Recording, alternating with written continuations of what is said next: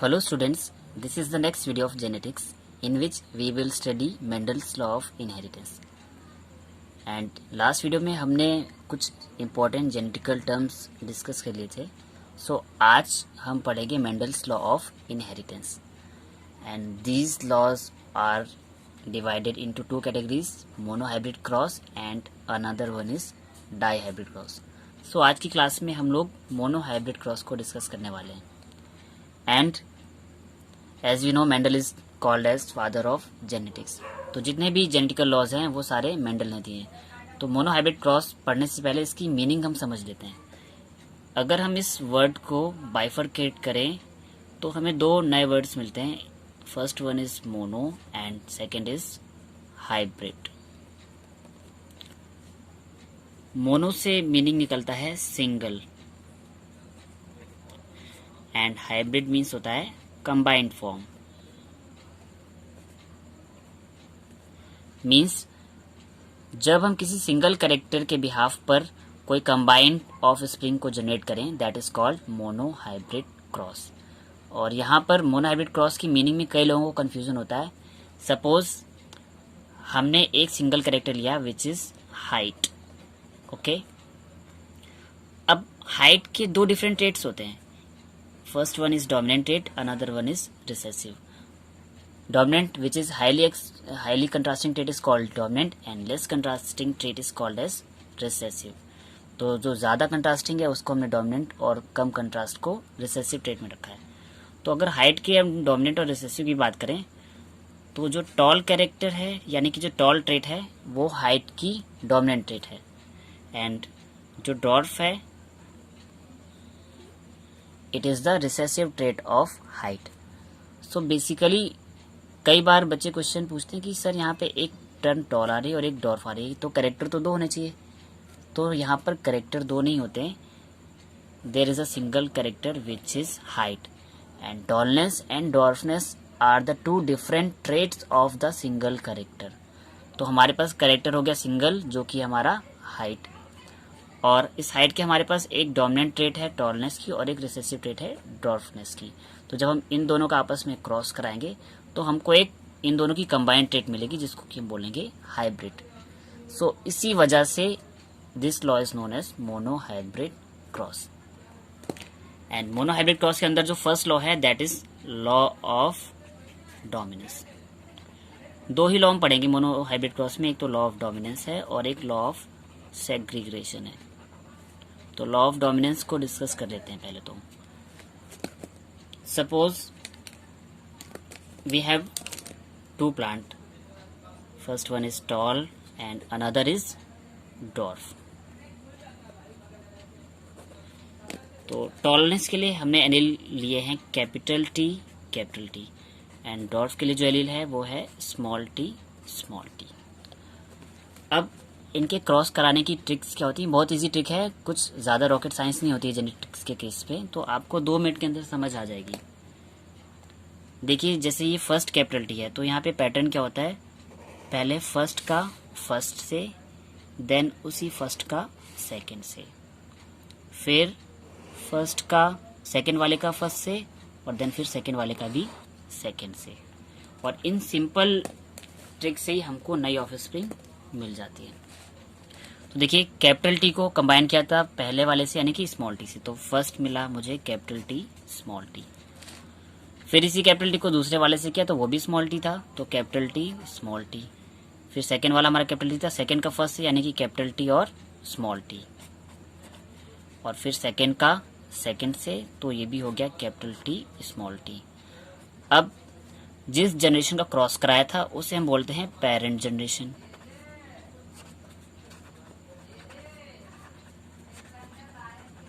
Clear?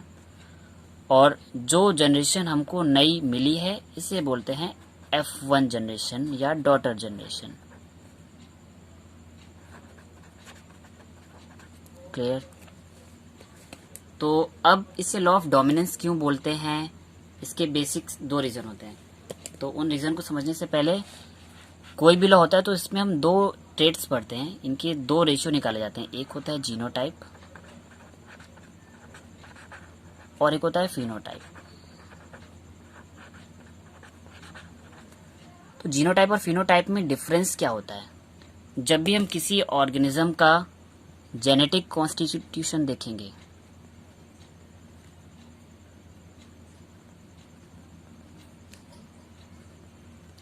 तो उसे बोला जाता है जीनोटाइप।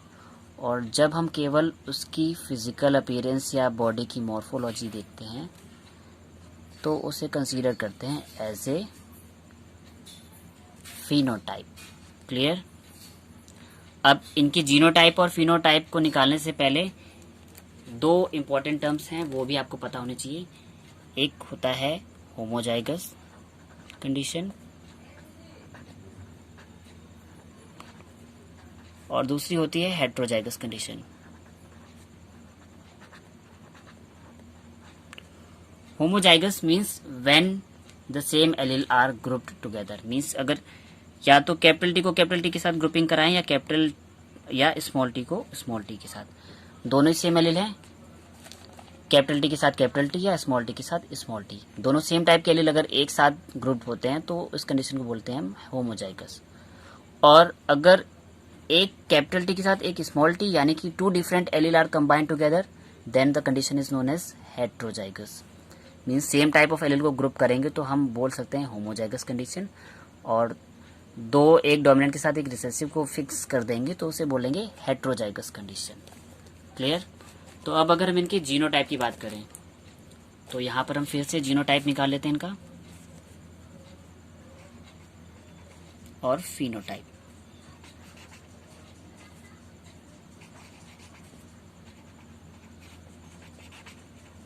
क्लियर?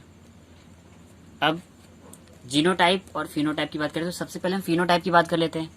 तो जेनेटिक्स में होता क्या है, जो भी डोमिनेंट कैरेक्टर होता है वो अपने आप को बहुत ज़्यादा एक्सप्रेस करता है, यानी कि वो रिसेसिव कैरेक्टर को एक्सप्रेस होने नहीं देता।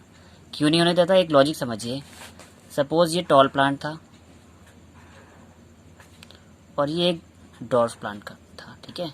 जब इन दोनों का क्रॉस हुआ तो रिजल्ट हमें कुछ ऐसे मिले कि हमको जो प्लांट मिला वो टॉल था, साथ में यहाँ पे इस रिसेसिव कैरेक्टर का भी प्रेजेंस हुआ, यानी कि वो एग्जिस्ट तो किया बट हमको दिख नहीं रहा है क्योंकि इस डोमिनेंट कैरेक्टर की वजह से ये चीज़ें हाइड हो गई। यानी कि डोमिनेंट कैरेक्टर जो है ओवरलैप कर जाता है रिसेसिव के ऊपर, ठीक है, और रिसेसिव को कर देता है हाइड। सो इस वजह से जेनेटिक्स में भी सेम कंडीशन होगी। जब हम जीनोटाइप और फिनोटाइप निकालेंगे तो हमको जहाँ जहाँ पर एक कैपिटल टी के साथ एटलीस्ट वन डोमिनेंट जीन मिल जाएगा, यानी कि एक कैपिटल टी मिल जाएगा, उन सारों को हम बोल देंगे टॉल। तो अगर हमें देखा जाए तो ये भी टॉल है, ये भी टॉल है, ये भी टॉल है, ये भी टॉल, क्योंकि सबके पास एक एक कैपिटल टी प्रेजेंट है। तो जो हमारा फिनोटाइप आता है वो आता है 100% टॉल, या हम बोल सकते हैं ऑल आर टॉल।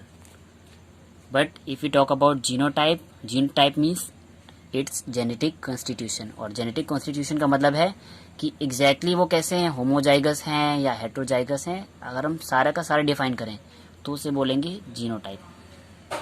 तो फिनोटाइप में हमको बाहर से देखने में तो सारे प्लांट टॉल थे, तो मैंने बोल दिया ऑल आर टॉल या 100% tall. But one capital T के साथ वन स्मॉल टी भी है यहाँ पर, ठीक है। और अगर एक डोमिनेंट जीन के साथ एक रिसेसिव जीन आएगा तो कंडीशन हमने बोली थी हेट्रोजाइगस, तो हम बोल देंगे all are tall, but in case of genotype 100% heterozygous toll.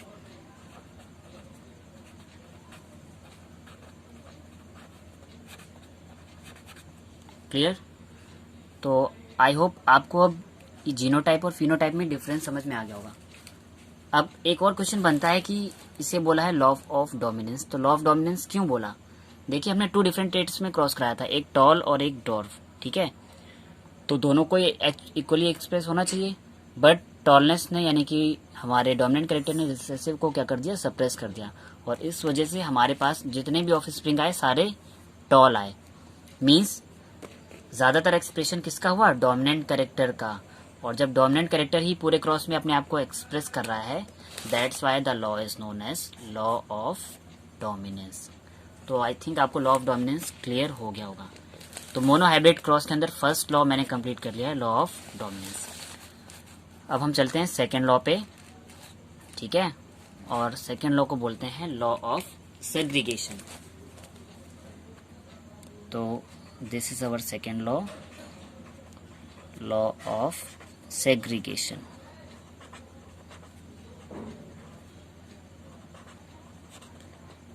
Segregation को हिंदी में बोलते हैं पृथक्करण, मीन्स डिफरेंशिएशन। यानी कि अब इस केस में क्या होगा, हम जो क्रॉस कराएंगे तो हमारे जो ऑफ स्प्रिंग है वो सेग्रीगेट हो जाएंगी, यानी कि अलग अलग डिफरेंशिएट हो जाएंगी। टॉल कैरेक्टर अलग चले जाएंगे, डॉर्फ अलग चले जाएंगे, होमोजाइगस और हेट्रोजाइगस सारे के सारे डिफरेंशिएट हो जाएंगे, यानी कि हर एक कैरेक्टर अपने आप को फ्रीली एक्सप्रेस कर पाएगा। That's why the law is called law of segregation. But difference क्या होता है, लॉ ऑफ डोमिनेंस में हमने एक डोमिनेंट और एक रिसेसिव ट्रेट ली थी और हमको F1 जनरेशन मिल गई थी। अब लॉ ऑफ सेग्रीगेशन में इन्हीं F1 जनरेशन को उठाकर आपस में क्रॉस करा दिया जाता है, उसको हम बोलते हैं सेल्फ क्रॉस। मीन्स हमारे पास लॉ ऑफ सेग्रीगेशन में जो ऑफ स्प्रिंग मिली थी F1 जनरेशन की, वो क्या थी, कैपिटल टी स्मॉल टी।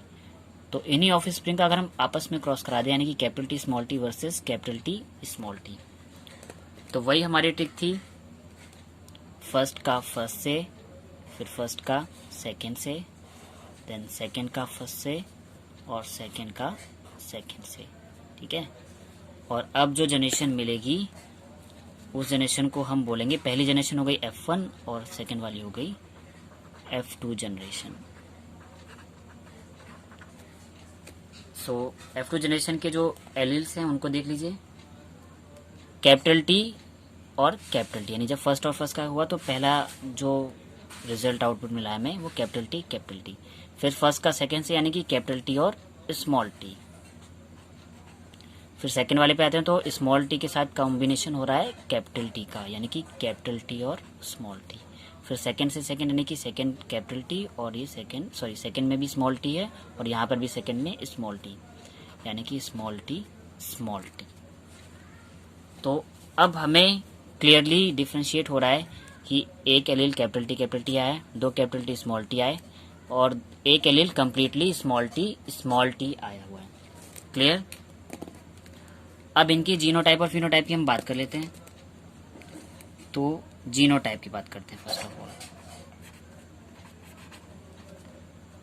और फिनोटाइप। तो फिनोटाइप में मैंने बोला था कि हम लोग फिजिकल अपीयरेंस की बात करते हैं ना, और फिजिकल अपीयरेंस वाइज हम केवल ये देखेंगे कि हमारे पास कितने टॉल प्लांट्स आ रहे हैं और कितने डॉर्फ प्लांट आ रहे हैं। तो मैंने स्टार्टिंग में ही बोला था कि अगर at least one capital T present है तो वो सारे कंसीडर्ड होंगे टॉल कैटेगरी में।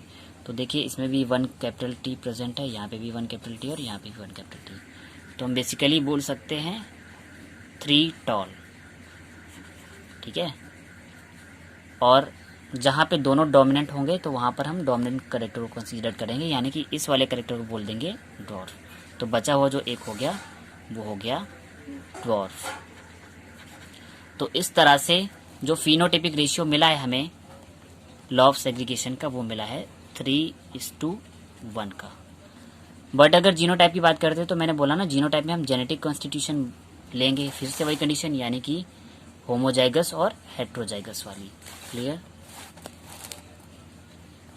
तो यहाँ पर देख लीजिए, जो पहला वाला कंडीशन है वहाँ पर कैपिटल टी है, यानी कि दोनों डोमिनेंट जीन एक साथ आ रहे हैं।